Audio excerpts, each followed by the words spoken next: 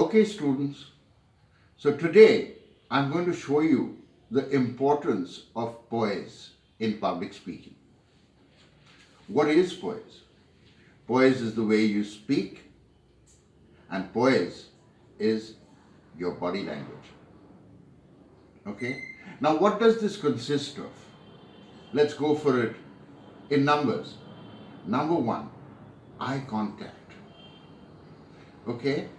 It is very important for a speaker to maintain eye contact with his listeners, with the judges. Very, very important. Now, there is a question of nervousness, and you might feel that if 500 people are staring at you, you might feel nervous. Well, the best thing to do, a tip which I was given by my teacher, is that just look 1 inch above the heads of your audience.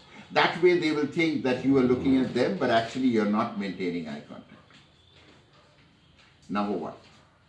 Number two is, what do you do with your hands?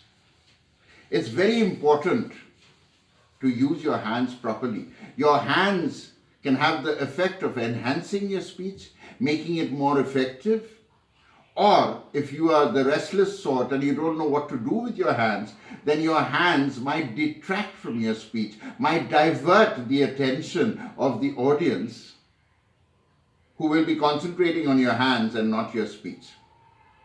Thereby, your hands will prove to be counterproductive.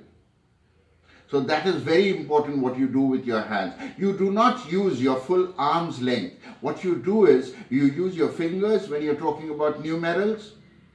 And number two, you use part of your hand from your elbow to your fingertips to prove a point. Number three, posture. I'm not saying you should stand at attention, but you should not be slouching either. Your shoulders should be back. Your head should be erect. You should give the picture of a confident young man speaking to his audience and proving a point. And out here posture is very important. Number four, smile when you're speaking. It's very important to smile, right? If you smile, the audience immediately warms up to you.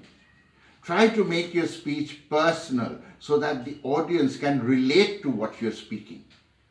That is very, very important. Now, if you have a podium, then a lot of your hand problem can be solved by just resting your hands on the podium itself and speaking. But suppose you don't, then do what I'm doing. I have my hands clasped in front of me, except when I'm using them to prove a point. Now, in order to display all these points which I've given you, I'm going to give you a small little speech. Now, I'm not going to do a debate speech which might prove effective for the class 8ers, but which might not go down very well as far as class 4 and 5 is concerned, because this video is meant for classes 4, 5, 6, 7 and 8. So I'm just going to tell you a little story. Now, when Jesus Christ wanted to impart a lesson to his disciples, he didn't say, do this or don't do that, which is what your teachers do, or which is what your parents do, including me. Instead, he had a very different way, a very entertaining way of trying to give a lesson, to impart a lesson to his disciples. He used to tell them stories, and these stories were called parables.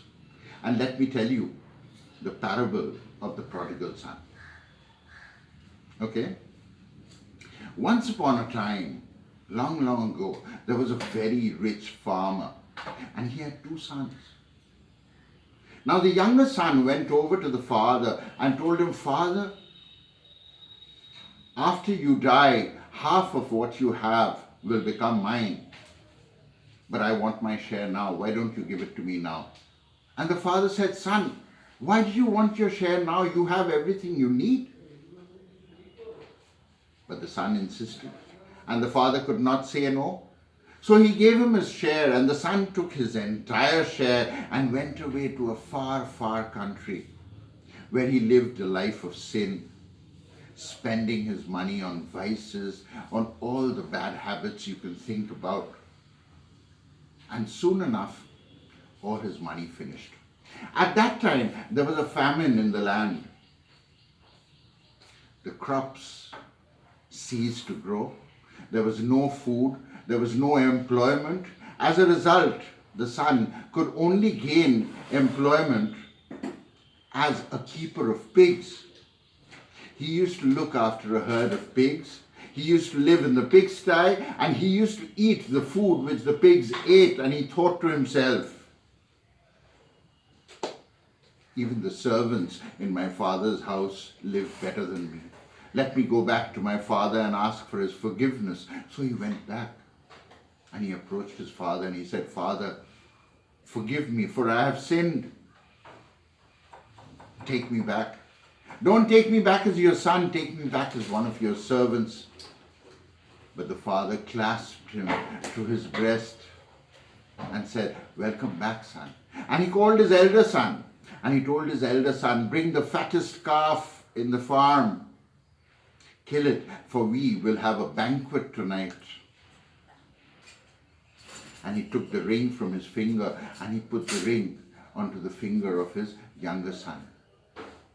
After the younger son went away, the elder son told his father, Father, I have been loyal to you all my life. I have listened to all your instructions. I have obeyed all your commands. But you've never had a feast in my honor. And the father smiled and said, Son, you were always mine. But I had thought that I had lost my younger son. But now he's come back to me, so I rejoice. This was the parable of the prodigal son, which Jesus told his disciples. And this is the story which I've just told you. You will have noticed how I've used my hands. You will have noticed how I stood. You will have noticed that I'm maintaining eye contact. You will have noticed that sometimes I've smiled. And even when the topic is very serious, try to exude a little bit of humor into your topic.